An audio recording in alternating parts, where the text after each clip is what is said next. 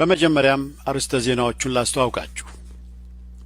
የወያኔ አስቸኳይ ጊዜ አዋጁን ተከትሎ በጎንደር ጸረ ወያኔ ቤት የመቀመጥ አድማ እንደቀጠለ ነው። በሰበታ ከተማ በአስቸኳይ ጊዜ አዋጅ ሽፋን ወደ 1000 የሚጠጉ ዜጎች ታፈሱ። የብሔራዊ ባንክ ውጭ ምንዛሪ ካዝና ባዶ ሆኗል። የሚሉት የዛሬ ዜናዎቻችን ርዕሶች ናቸው። በቀጥታ ዜናዎቹን በዝርዝር ላቀርብ። በኢትዮጵያ የወያኔ ትግሬዎች አገዛዝ የአስቸኳይ ጊዜ አዋጅ ብሎ ግድያውና አፈናውን ሕጋዊ ያደረገበት አዋጅ ከወጣ በሳምንት ጊዜ ውስጥ ለመጀመሪያ ጊዜ ሕጉን በመቃወም ጸረ ወያኔ ቤት የመቀመጥ አድማ በጎንደር መጀመሩ ይታወቃል። አስቸኳይ ጊዜ አዋጅ የተባለው ማንኛውንም ተቃውሞ የሚከለክል ቢሆንም የጎንደር ሕዝብ ግን እምቢ ለነጻነቴ እምቢ ለመብቴ ሲል ጸረ ወያኔ ቤት የመቀመጥ አድማ በማድረግ የጎንደር ከተማን ጭር አድርጓት ሰንብቷል። ሕዝቡ ድርጅቶቹን በመዝጋት ቤት በመቀመጥ የጀመረውን አድማ አሁንም ለሶስተኛ ቀን እንደቀጠለ መሆኑ ታውቋል። የአሁኑ አድማ የንግድ ድርጅቶችንና አጠቃላይ የአገልግሎት መስጫዎችን ጨምሮ ትራንስፖርት በሙሉ በአድማው ላይ እንዲሳተፉ አድርጓል። በዚህ አድማም የመንግስት ሰራተኞች ምንም አይነት አማራጭ ስለማያገኙ ቤታቸው በመቀመጥ ተሳታፊ እንዲሆኑ ተገደዋል። ወያኔዎች የተዘጉ ሱቆችን ለምን አልተከፈቱም በማለት በየበሩ ላይ ኤክስ ምልክት በማድረግ ህዝቡን ለማስደንገጥ ሞክረዋል። ህዝብ ግን ወይ ፍንክች አባቢለዋ ልጅ በማለት ይህ ትግል እንደማይቆም ለወያኔዎች ትምህርት እየሰጠበት ይገኛል። የቤት ውስጥ የመቀመጥ አድማ ለሳምንት የታቀደ ሲሆን በባህር ዳርም ባለፈው ሳምንት አድማው ተግባራዊ እንደነበር ይታወሳል። ይህ በዚህ እንዳለ የአስቸኳይ ጊዜ አዋጁን ተከትሎ በአማራ ቴሌቪዥን ራዲዮንም ሆነ በሌሎች የአገሪቱ መገናኛ ብዙኃን መንገዶች ሁሉ የጎንደርና የጎጃም ዘፈኖች መከልከሉ ተሰምቷል። አንዳንድ አስተያየት ሰጪዎች ግንዛቤ ከሆነ በዚህ አይነቱ የአስቸኳይ ጊዜ አዋጅ መሰረት አንድ ሰው የጎጃምና የጎንደር ዘፈን ሲያዳምጥ ቢገኝ እርምጃ ይወሰድበታል ማለት ነው። ይህ ከሆነ ደግሞ በአማራው ባህል ላይ የተቃጣ ጥቃት ተደርጎ ይወሰዳል። በጎንደር የአማራ ተጋድሎ አስተባባሪዎች ከህዝቡ ጋር በመተባበር የራሳቸውን ስውር ኮማንዶ ፖስት ማቋቋማቸውንና ትግሉም እንደሚቀጥል ገልጸዋል። በሰበታ ከተማ በአስቸኳይ ጊዜ አዋጅ ሽፋን ወደ 1000 ዜጎች ታፈሱ።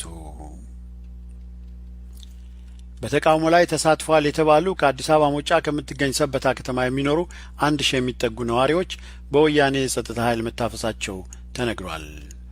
በቅርቡ በሰበታ ከተማ በተደረገ ተቃውሞ የተነሳ በተለያዩ ፋብሪካዎችና ድርጅቶች ላይ እርምጃ ወስደዋል ያላቸውን ነዋሪዎች በጥርጣሬ ታፍሰው እንደተወሰዱም ተገልጿል።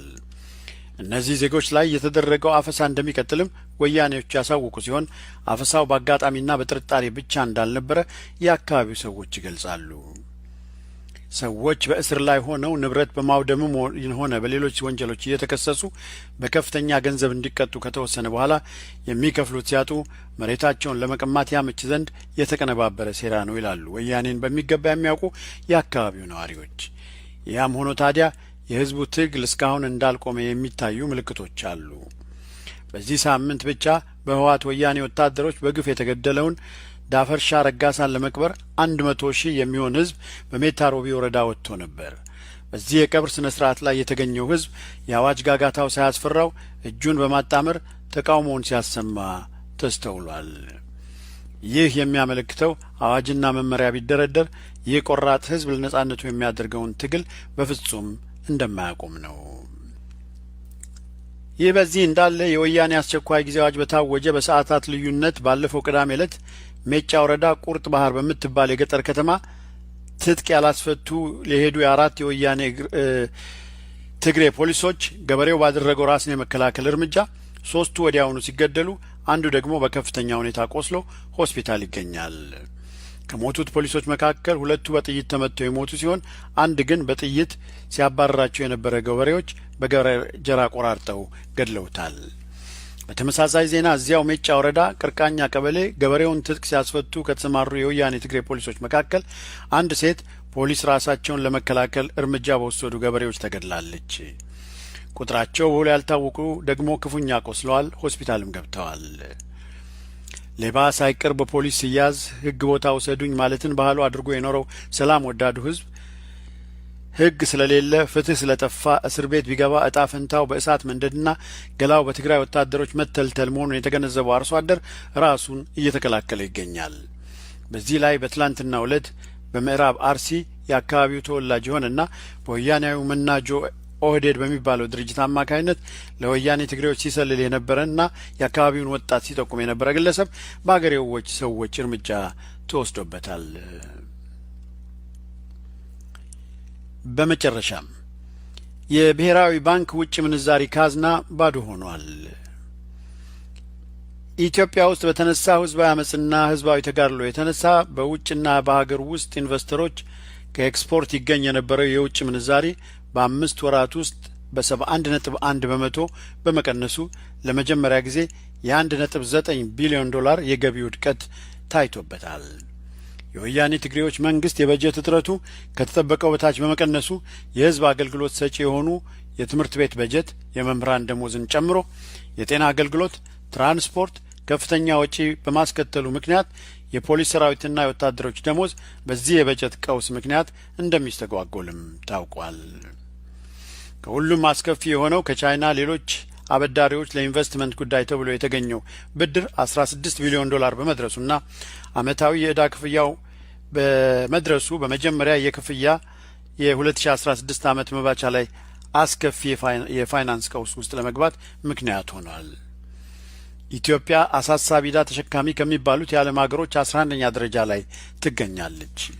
ከዚህ በተጨማሪ ለውድቀቱ ተጨማሪ ምክንያት የሆነው እርዳታ ሰጪ ሀገሮች በየጊዜው የሚያስገኙት የበጀት ድጋፍ እየቀነሰ በመምጣትና ወደ ሰብአዊ አስቸኳይ የምግብ እርዳታ ላይ ትኩረት በማድረጋቸው መሆኑንም ጭምር ታውቋል።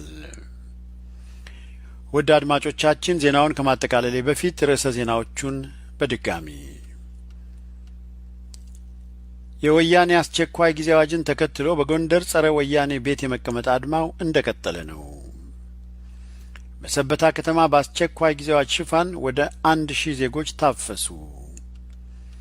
የብሔራዊ ባንክ ውጭ ምንዛሪ ካዝና ባዶ ሆኗል። የሚሉት የዛሬ ዜናዎቻችን ርዕሶች ነበሩ። ዜናችን